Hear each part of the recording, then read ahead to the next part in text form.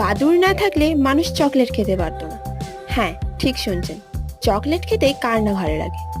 পৃথিবীর মানুষ চকলেট খেতে পারছেন তা শুধুমাত্র বাদুড়দের জন্যই। কি বিশ্বাস হচ্ছে না তো? চলুন জেনে নেওয়া যাক কিভাবে এটি সম্ভব হচ্ছে।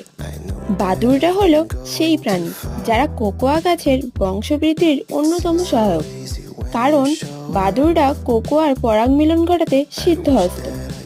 স্বভাববশত এই পরাগ মিলনে সাহায্য করে যায়, যার ফলে কোকোয়ার উৎপাদনও বৃদ্ধি হয়।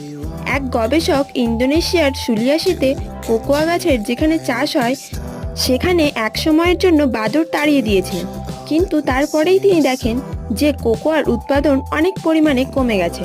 ফলে এটা প্রমাণ হয় যে বাদুড় না থাকলে কোকোয়ার উৎপাদন হবে না, আর কোকোয়া না থাকলে আমরা আমাদের প্রিয় চকলেট খেতে পারবো না। এরকম অজানা তথ্য জানতে চ্যানেলটিকে সাবস্ক্রাইব করুন।